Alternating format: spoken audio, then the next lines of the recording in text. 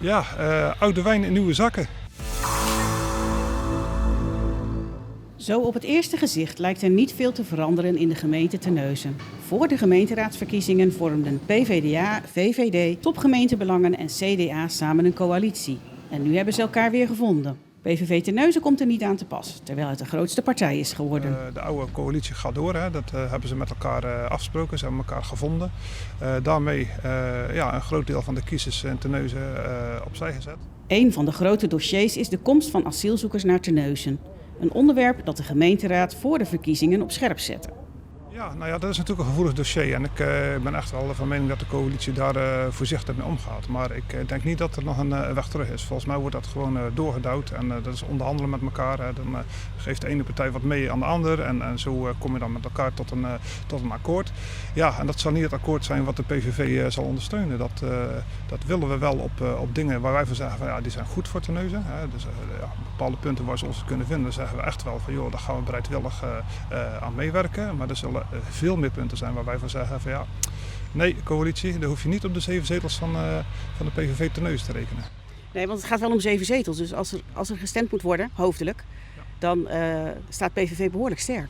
Ja, nou zeker. En als je dan ook goed kijkt, de coalitie heeft 16 zetels. Dat is echt een nipte meerderheid. We hebben eerder gezien met belangrijke momenten, waaronder ook weer op de AZC, dat er uiteindelijk 15-15 gestemd werd. Omdat er iemand dan afwezig is wegens vakantie of ziekte. Het is echt heel nipt, het is heel krap.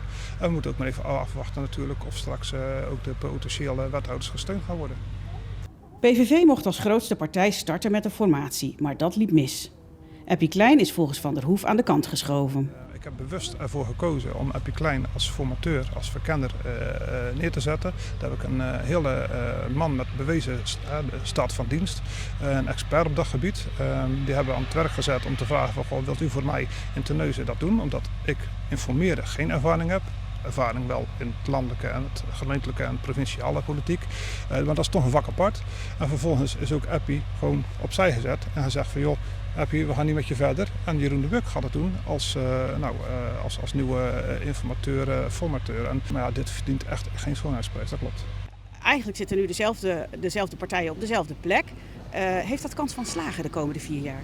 Nee, in mijn ogen niet. En kijk, als je goed kijkt wat er natuurlijk gebeurd is bij verschillende partijen. Er zijn natuurlijk afsplitsingen geweest bij het nieuwe PRO, de oude PvdA GroenLinks. Er zijn zwaargewichten weggegaan. En Natasja is natuurlijk een zwaargewicht figuurlijk natuurlijk. En Kees Liefting is natuurlijk een zwaargewicht.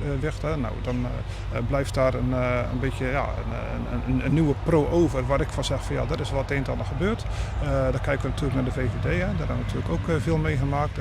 Zelfs een wethouder gerooieerd en een fractievoorzitter opgestapt naar topgemeentebelangen. Daar zit dus wrijving, er zit vrevel. VVD is dus als gerooieerd lid nu onderdeel van de nieuwe coalitie. Ik kan me voorstellen dat de VVD als partij in Terneuzen daar ook iets van vindt en zegt van joh, dat is een oud lid van ons die eigenlijk op een andere manier via topgemeentebelangen binnenkomt. Daar vinden wij als PVV iets van en dat zullen wij dus ook niet steunen.